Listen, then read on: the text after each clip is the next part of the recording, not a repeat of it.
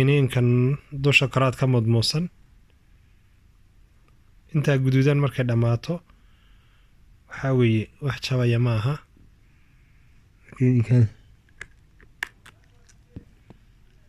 iligan ku kala jabin iliga markaad ku kala jabiso way saa dhahdo waa ciiddaasa ka buuxda, ciiddaa bustaa ka buuxda,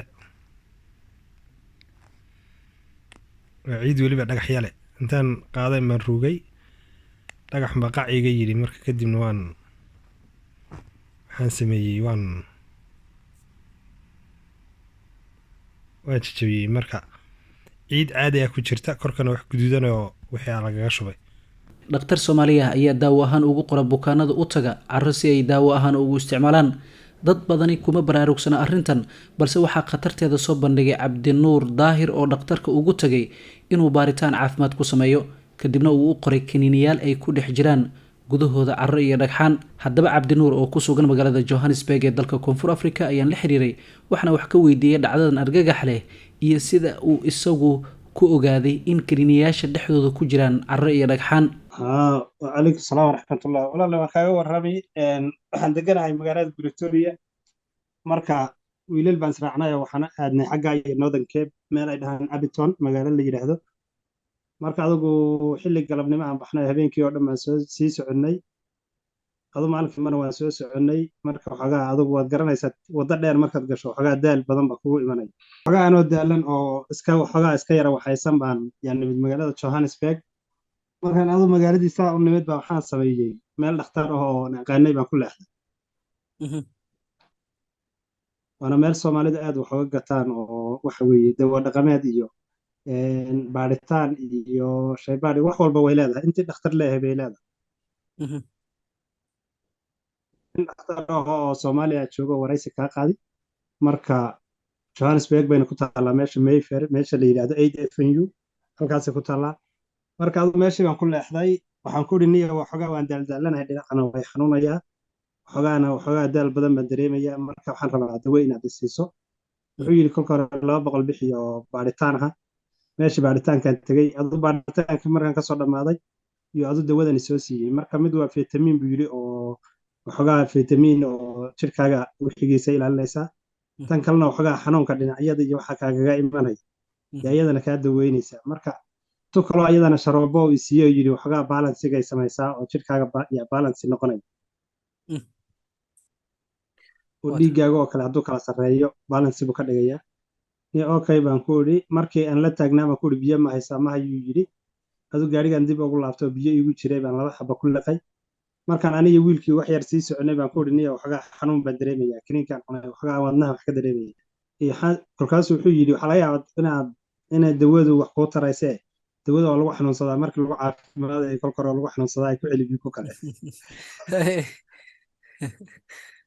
marka adigu kii kalen ku celinaya waxaan sameeyey. marka ilaahay amarkiisa iligaan geliyey. waxoogaa iligaan xoog ugu qabtay inuuna jabaynin baan arkay. marka uu adag yahay. markaan arkay inuu adag yahay baan xoog u qaniinay. xooggii aan u qaniinay baa ciid weyn oo bus ahoo afka ii gasha oo bug dhahda iyo waxaa isku darsamay dhagax ilkihii ii gala oo jagagac dhaha isagan. dhagaxii markuu jagagac yidhi baan yaa soo tufay. aniga ninkii isla fadhinaan kiniinkii kala jabnay. war waxan day baan ku idhi. kolkaasuu yidhi waxan kiniin ma ahe wax kalead afka gelisuu yidhi. calaa tacaala adoo 2 kiniinba markii baan furay. 2 kiniinba dib baan u qaadanay waan jajabinay. 2 xabba waxaan aragnay korkana leeladan guryaha lagu dhiso oo rinjiga inuu kor ka marsan yahay. kiniinkii oo sidiisii oo garaamkii uu ku qoran yahay baana meesha ku qoran. ka guduudan garaam kuma qoran laakiin ka kale ku qoranta. marka inuu wixii macnaha kiniin yahayna waan aragnay. ciddidaan saa ku idhi qolof yaro cad oo wixii ahaa ka diirmay marka jilif. wixii ka hooseeyana waa ciid dhagax leh oo waxa weeye ciid iyo weliba ciid quruurax oo markaad gacanta saa ku dhacdo mudmudaysa. marka adu ciiddii baan kasoo daadinay. waan yaabay. wiilkii baan adugu meel ay springs dhahaan baan u waday. wiilkii baan dejiyey. markaan wiilkii dejiyey baan soo laabtay Pretoria nimid. marka dadkii Soomaalida ee meesha joogaan yaan tusay arrinkii. dadkii way yaabeen. adoo haddana waan sii qaaday oo qolada dowladdaan u geeyey. dowladdiiba adugu lambaradii iyo referensigii iyo wixii ay baadheen. waxay dhaheen wax hindiya lambara uu soo sheegaya aan shaqaynaynin marka kambani waddanka ku yaallo oo dawo soo saaray ma uu ahaa marka waxan waa wax kale dhaheen waa ummadda dhibaato u geysanaya marka adigu sidii baan weli asagii hadda maanaan dib ugu noqonin oo Johannesburg buu joogaa inkastoo maanta lagu yiri wuu xidhay meeshii oo muuna joogin ma aqaana kulley adigu waxyaabahan iyo wuxuu arkay oo lagu soo dacweynaya iyo wuxuu yidhi laakiin magaalada Johannesburg Soomaalida South Africa joogta meesha ugu badan tahay waa magaalada Johannesburg sida Mayfair waa tahay dhakhtarka koowaad ee ugu weyn ama dawo dhaqan ama dawo kale ama baaritaan Soomaali u sameeyaan waa asaga waa tahay Cabdinuur daawooyinkaas intee loo isticmaalaa marka uu soo siiyey mid jidh xanuunka iyo waxaasaa loo isticmaala dhinaca weliba marka ay xanuunahayay hore oo layga hayay dhinacaana waad kaga fiicnaanaysaa buu yidhi tan kalena waa fitamiin oo waxa weeye waad muumuusanaysaa markaad muumuusato korka ka muumuusato waxa weeye kadib baad liqaysaa buu yidhi marka bal arrintan adiga ahaan sidee noogu xaqiijinaya inay dhab tahay dee inay dhab tahay kolley waan kala jebiyey oo dadku way daawadeen hadda inagoo lifeka ku jirana waan kala jebin karaa waa daawan kartaa inay ciid tahay iyo in kale marka waan soo qaadayaa hadda waynu xaqiijinaynaa hadduu ilaa yidhahda asagoo kininkaan kasoo bixinayno oon kala jebinayno dabcanna kolley waxaan u malaynayaa meelo badan oo Soomaaliya ka mid ah in kiniinadan lagu gado waayo horey Facebook aan ooga arkay iyadoo rag xayeysiinayaan oo hadda Nairobi oo kale weliba aad looga xayeysiin waxa weeye waxyaabaha hadda kansarka iyo dhibaatada iyo wadna xanuunka iyo badan sababayana kulley waxaan weeyaan saan isfilayo marka ninkiina waa nin weyn oo dhakhtar oo la yaqaano oo waxa weeye meel degan oo Soomaalidii oo dhan hadda garanayso oo waxa weeye dhakhtar weyn oo caalami ah meesha weliba kolkii horeysay hindi iyo niman kale oo Bangaali isla lahaan jiray kadibna asaga kala wareegay adoo kulley inay sheer ka yihiin ma aqaano laakiin hadda asaga mas'uulka oo jooga waa tahay bal waxaa ka warantaa marka maxaa falcelina oo ka yimid dadka Soomaalida ee ku sugan Koonfur Afrika ma wallahi way ka hadleen oo aad baa hadda looga hadlay khadka laftiisa waad aragtay hadda sida looga hadlay dadka uga falcelinayaan dad badan oo hadda ila soo xidhiidhay inta adiga hadda subaxnimana oo fara badan way jireen laakiin waxa weeye dadku way arkeen dadka Soomaaliyeedna 90% waxay ku xidhan yihiin waxa weeye waxyaabaha bareefadka farmashiyaasha saas oo kale shaybaadhka iyo waxaa loo wax ka cararayaan faylkan dheer ee dawladda inta badan lagu jiray waa tahay marka maxay tahay talada aad soo jeedin lahayd hadda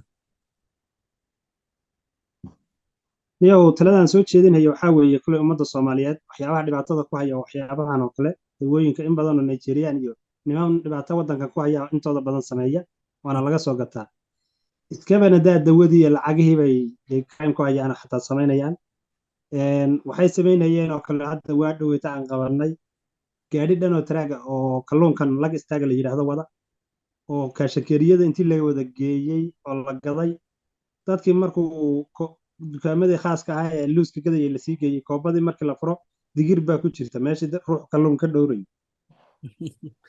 waa tahay qubkii baa laga bedelay waraaqdii baa laga bedelay oo waraaqdii kore laga bedelay waxaa lagu shubay koobadii digir korkiina waxaa lagaga duubay lag istaagi iyo kalluunka sawirkiisi yaa lagaga duubay sida Soomaaliya laas qoray baa la yidhahdaa markaad furtana digir yar oo ku beenista yaryarayda ee gaagaabnayda ku jirtaad oo biyo wadata waa arrin la yaab leh waa tahay aad iyo aad u mahadsan tahay Cabdinuur dhibaatayna siiba ummadda Soomaaliyeed ku baraarugsanayn oo dawlad ka qabatana ma ay laha oo baaritaan caafimaad samaysa nin walba oo waxa weeye meel tagana dhakhtar buu iska furtaa oo waxa weeye waxyaabaha ummadda dhibaatada ku haya oo hadda aan u malaynaya 90% kansarka inuu koskaraynayana waxa weeye qayb bay ka tahay marka ummadda Soomaalida waxa dheer aan meel bareefada sidiinaba waxba ka gadanin waayo dawladda dawooyinka ay keento dawlad kale ay ka qaadataa dabagal baa ka jira waxa weeye meelo lagu ilaaliyaa dawadii jirta laakiin dawo aan la ilaalinaynin iyo ganacsi iska socda waxa weeye saala ari baa lagu soo duuduubaya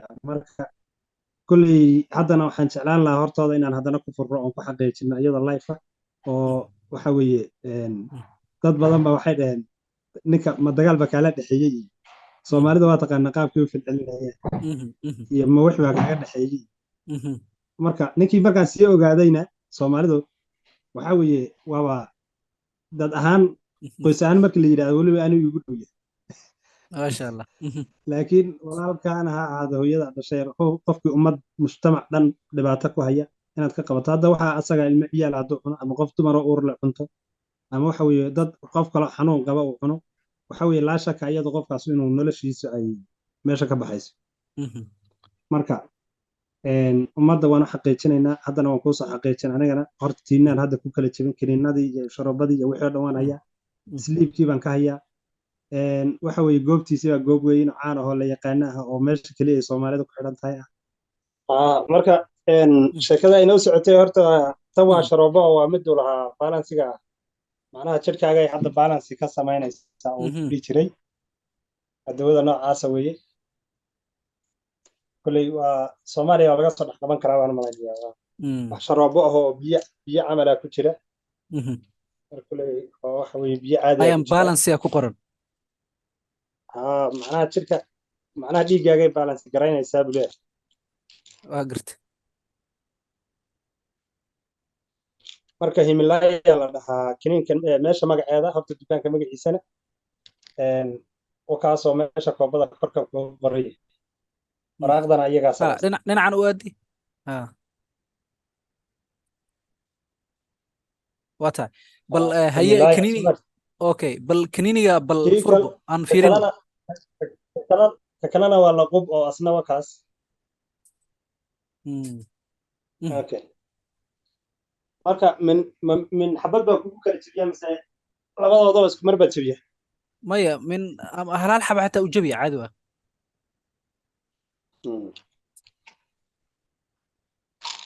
bismillah kanaan furi. horta kiniinka cadcad baa ku jira noocaas aha oo waxa weeye waa kiniinka aad arkayso garaamka oo qorroba xilmada kolka hore garaam ku qoran yahay, labadooda midna garaam ma qorro. waa kiniinka noocaas aha. marka gacanta si caadi uguma jebin karto, dhagax caadi ah wey. marka halkaasaan saaraynaa, halkaasaan saaraya. marka iliga in lagu jebiyo mooyaane ma laha, laguma jebin karo. okay hay si kale laguma jebin karo.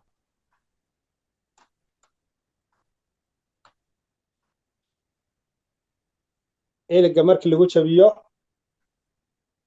waxaa weeye waa ciidda caadiga basta carrada wey. meeshaan ku jebiyena wata waa ciidda caadiga, gacantaydina wata tiyo busa si fiican. waana ciid dhagax iyo isugu jirta, ciid caadi ah wey. waa garta. tan kale koobadan kale iyadana u eg tii caddeed wata. tan kale iyadana u eg sidaas ah. waxaa ku jira iyadana dawo gudgududan oo kiniin sidan aho oo kiniinkeena fitamiinka caadiga ahaa oo guduudnaa yaasina ku jira. waa garta. marka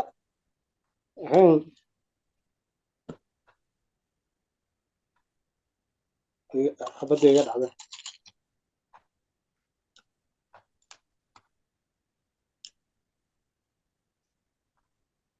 isagana waa la mid waka. waa carro iyo dhagax isku jira wey. hadda ilkayga aad saaraya ilkayga dhagax weliba waa dhagax quruuraxa wey. waa dhibaato. marka candhuuftaada marisa xitaa wata waa dhiiqadii caadi. marka waxa weye kiniinka horta noocaas weeyaan. waa tahay. markaasaa dhada xataa ciidda bifanaysa. ciidda bidaysa ha. marka adi saameyn ma kuu geystay hadda kiniiniga isticmaasha? anigu waxoogaa waan yara xanuunsaday oo xanuunkaama ku dareemay. kolkii horreysay la qaybay xanuunkaan ku dareemay wadnihii iyo waxoogaa culays intaan qaaday baa wiilkii la socday. sheekh cabdixakiin dhahaa maan ku sheekh cabdixakiin oo waan xanuunsanahay. marka sheekh cabdixakiin wuxuu igu yidhi dawada ruuxa markuu loqo ay dawada wax u tarayso kolka hore uu ku xanuunsada ay ku celi. ku celiskii labaad weeye waxaan horta sheekadan ku helnay. sidaa hadda markaad dhahdo waa quruur caadi oo gacmaha kaa mudooday dhagaxa wey. marka sheekh cabdixakiin baa ku celi yidhi. ku celiskii baa marka waxaan sameeyey sidaan hadda afka aan u kala jebiyo oo kalaan qaniinay. waxoogaa waan ka riwaayay inaad xoog u qaniinta mooyeen ma kala jabay. xoog baan u qaniinay, qaniyadii aan baaf ka siiyey baa ilkihii baa dhagaxii galay ciid afkiina ciid baa iga buuxsaday waan soo tufay wadaadkii wuu qaadan waayey marka dadka hadda soomaalida Pretoria joogtana way aragtay oo meel masaajid aan geeyey qolada dowladdana waan u geeyey oo iyagana way baaritaan iyo wixii markay sameeyeen magacan waa la arki iyo waxa weeye wixii lambarra khaldan laakiin kambanigii soo sameeyey iyo meel lagu soo sameeyey midna reference ma leh